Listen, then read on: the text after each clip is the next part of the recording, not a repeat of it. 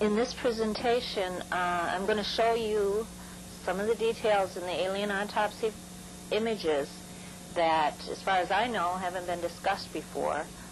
In the end, you're going to have to draw your own conclusions from what you see here. Because we're dealing with images, I thought it would be best to prepare this report in video format. If you haven't figured out by now, I'm not a professional video producer, but I'll try to make it as painless as possible if you'll bear with me. Thanks.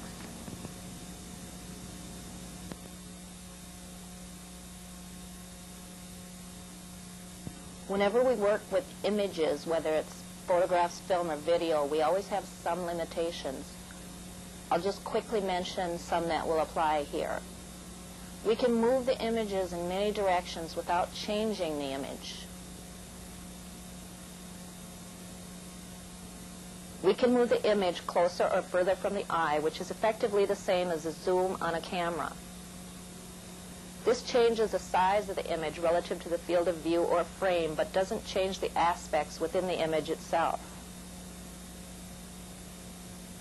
We cannot, however, rotate the image in these directions. We immediately begin to change or lose the image aspects when we move it this way. For this reason, it was necessary when doing comparisons to use a frame where the camera angle was at the same rotation on this axis, or as close as possible under the circumstances. Then I could move the image around in the other directions as needed. In the preview report that I gave to a peer group of researchers, I did not use a frame that was at the same rotation. That report was designed to show a specific point, and the same angle wasn't necessary to illustrate that point. This gave me the opportunity to see if other researchers would come up with the same things as I did, and most of them did.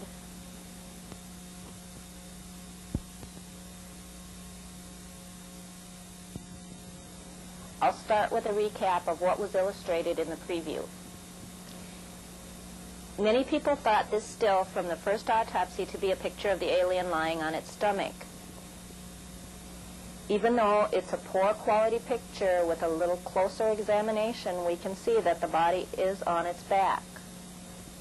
I think the main reason it appears to show the back of the body is because this area is almost completely washed out. If we enhance the area a little, we start to see a faint outline.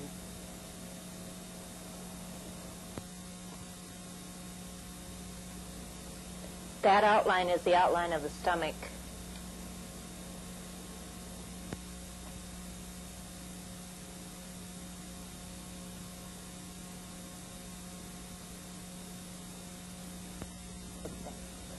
There are areas of the image that can be identified without enhancements. This, for example, is the kneecap.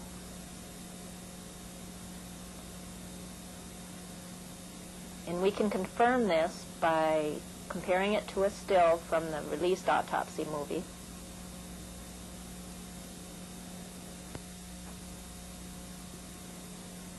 Another one is the outline of the left thigh.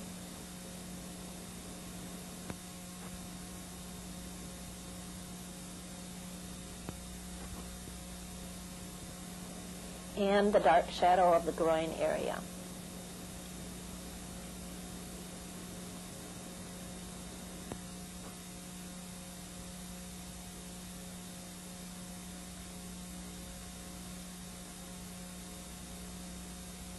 Using these areas for reference, we can compare it to an image that we know shows the front of the body.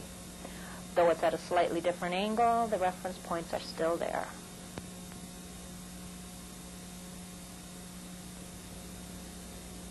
And we can confirm that the stomach should be in that washed out area.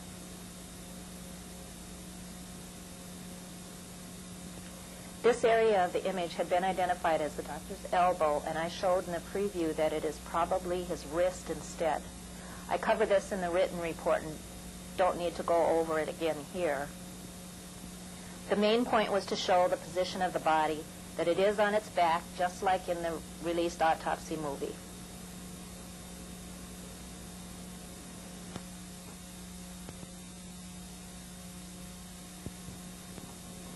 I'm going to switch everything to a 480 by 360 screen. This is the only video option that matches my computer screen options. Then if there's any distortion from converting from VGA to NTSC, everything is distorted the same. Someone asked me why I don't just enhance the entire picture. This picture is covered with print artifacts, and if I enhance it, I enhance those artifacts. That's quite a bit exaggerated, but I wanted to make sure that it showed up on the video. There are better copies of the image without print artifacts, and I explained about that in the written report. Print artifacts aside, there are similarities in the two bodies that everyone seemed to notice. First, the lump on the left leg that we had come to know as swelling. One of the experts had told us that this was swelling due to a broken leg. I understand that since this was pointed out, that same expert now says that that's a normal leg for a dead alien.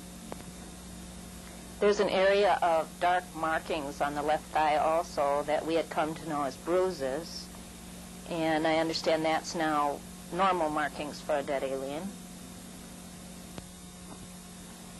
The areas with no bruising were pointed out as well. For example, the upper left thigh, and those that looked at some of the other stills mentioned the inner thighs that show up on those stills. And a blemish on the lower right leg, and we're going to come back to that leg in a little bit.